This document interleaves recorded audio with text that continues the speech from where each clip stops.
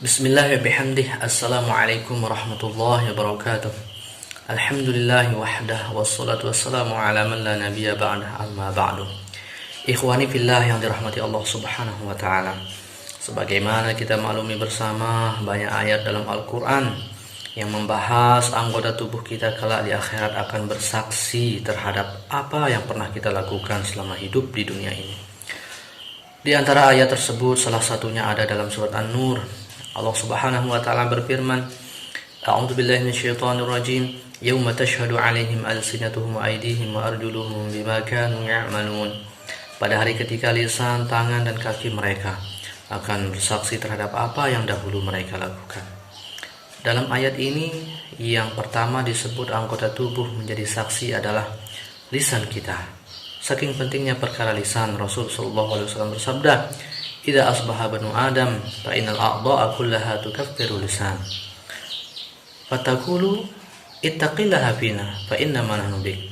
Apabila manusia itu berada di setiap waktu subuh, seluruh anggota tubuhnya akan menuntut dan berkata kepada lisan, "Wahai lisan, bertakwalah kepada Allah untuk kami, karena kami ini tergantung padamu. Fa in istaqamta istaqamna." Jika engkau lurus wahai lisan, kami pun ikut lurus. Wa in wajajta wajajna. Tapi jika engkau bengkok, kami pun ikut bengkok. Ikhwani fillah yang dirahmati Allah Subhanahu wa taala. Hadis ini memberikan kita pelajaran betapa besar peranan lisan terhadap keselamatan anggota tubuh kita yang lainnya.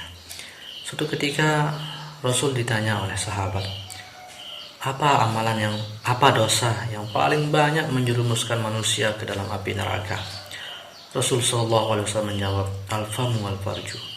Dosa lisan dan dosa kemaluan. Rasul sallallahu alaihi wasallam juga bersabda, hal yakubun nasa fin nari ala wujuhihim qala aw ala manakhirihim illa hasaidu alsinatihim.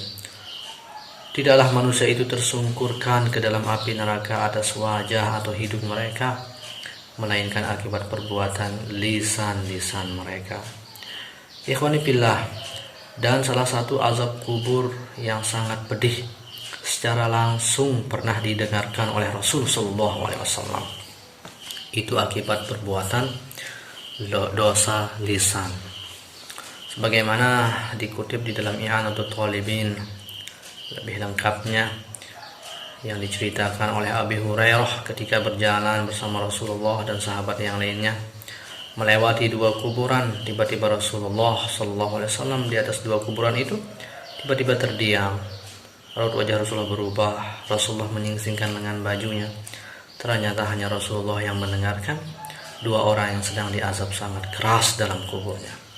Salah satunya kata Rasul, dia diazab keras, yu'zin nas bilisani wa yamshi bainahum bin namimah.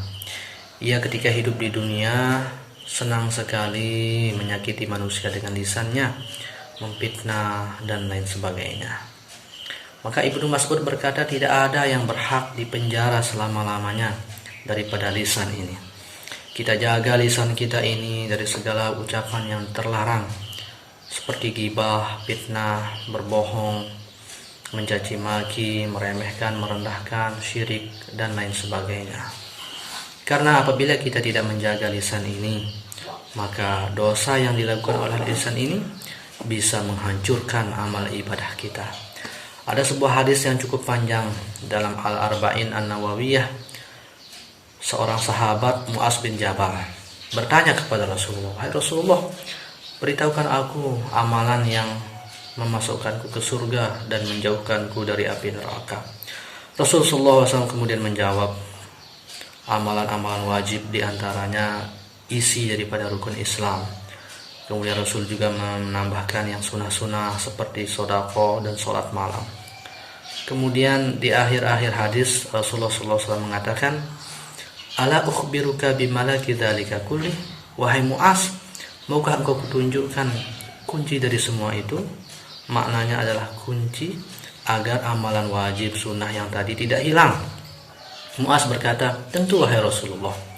Rasulullah kemudian memegang lisan beliau dan berkata, "Kuffa alaika haza." Jaga baik-baik ini. Jaga baik-baik lisan ini. Ikhwani fillah yang dirahmati Allah Subhanahu wa taala.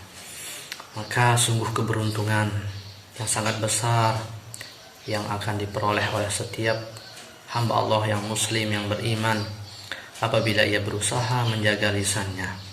Sahabat bertanya, "Man najatu ya Rasulullah?" Apa keberuntungan atau kesuksesan itu wahai Rasulullah? Rasulullah menjawab, kesuksesan yang pertama adalah amsik alaika lisanak. Kau jaga baik-baik lisanmu, jaga baik-baik ucapanmu. Sesungguhnya keberuntungan yang tidak bisa kita hitung, keistimewaan yang sangat besar yang tidak akan bisa kita hitung, yang Allah akan berikan kepada hamba-hambanya yang mau berusaha menjaga lisannya dari ucapan yang tidak dibenarkan agama. Di antara keistimewaan yang Allah akan berikan, ia disebutkan sebagai salah satu tanda orang yang beriman. Rasulullah SAW bersabda, "May yu'minu billahi wal yaumil akhir falyaqul khairan aw liyasmut." Siapa yang beriman kepada Allah dan hari akhirat, hendaklah ia berkata yang baik atau diam saja. Jadi ada seorang sahabat yang sangat dekat dengan Rasulullah SAW. Beliau penulis wahyu, penulis surat Rasul, kemudian bertetangga dengan Rasulullah SAW. Beliau adalah Zaid bin Sabit. Apa kata Zaid bin Sabit di dalam Asy-Syama'il? Idza zakarna dunya zaqaraha ma'ana. Jika kami bahas dunia di sisi Rasulullah, beliau ikut membahas dunia. Wa idza zakarna akhirah zakaraha ma'ana. Dan jika kita membahas tentang akhirat, Rasul ikut membahas tentang akhirat. Wa idza zakarna ta'am zakarahu ma'ana. Jika kita membahas makanan, Rasul ikut bahas makanan. Dari sini kita mengetahui bahwasannya tidak apa-apa dalam Islam itu kita berbicara, ngobrol tentang hobi, profesi, pekerjaan, dan lain sebagainya daripada perkataan ucapan yang dibolehkan. Apalagi untuk silaturahim. Asalkan jangan sampai keluar dari yang dihalalkan Allah, menuju ghibah, menuju pembicaraan, menuju meremehkan, mencaci, dan seterusnya. Nauzubillah min dzalik. Ikhwani billah yang dirahmati Allah Subhanahu wa taala. Kemudian keistimewaan yang kedua yang akan diberikan kepada hamba Allah yang mau menjaga lisannya, ia disebutkan sebagai salah satu tanda dari muslim yang baik. Rasul bersabda, "Al-muslimu man salimal muslimuna min lisanihi wa yadihi." Muslim yang sejati itu adalah muslim yang menjaga keselamatan muslim yang lainnya dari gangguan lisan dan tangannya. Kemudian keistimewaan yang ketiga, dia insya Allah akan sangat dicintai oleh Allah Subhanahu wa ta'ala. Sebab Rasul bersabda, "Ahabul a'mal ilallahi ta'ala hifzul lisan."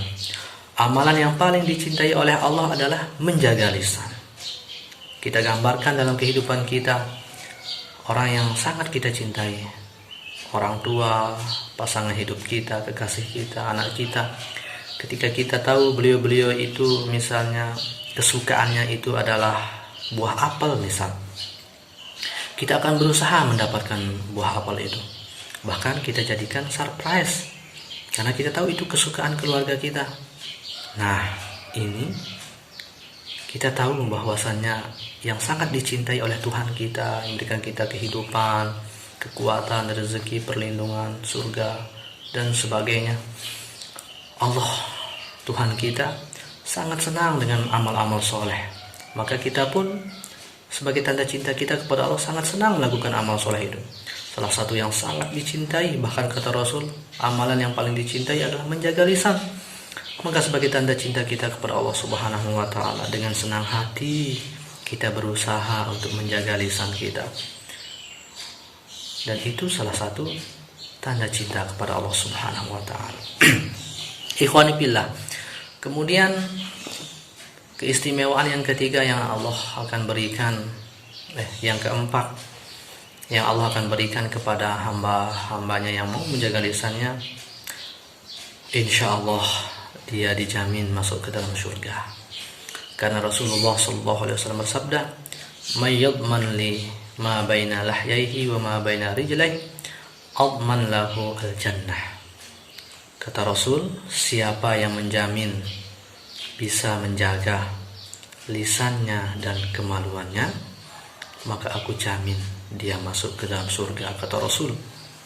Tentunya dengan tidak kita meninggalkan perintah-perintah Allah yang lainnya, kewajiban-kewajiban yang lainnya. Sungguh keistimewaan yang luar biasa, dan masih banyak keistimewaan yang lainnya yang tentunya tidak bisa kita hitung. Ikhwani billah, maka mudah-mudahan saya khususnya dan kita semua bisa menjaga lisan kita sehingga amal ibadah kita mudah-mudahan diterima oleh Allah. Kemudian keistimewaannya tetap kita mendapatkan rahmat Allah Subhanahu wa taala, dan kita bisa menjaga segala daripada yang dihalalkan oleh Allah kita kerjakan, yang diharamkan oleh Allah kita jauhkan sejauh-jauhnya. Tentunya dengan senantiasa mengharapkan ridho dan pertolongan dari Allah Subhanahu wa taala, memperbanyak doa. Banyak kekurangan mohon dimaafkan. Wallahul muwaffiq wal hadi ila sabilir rasyad. Wassalamualaikum warahmatullahi wabarakatuh.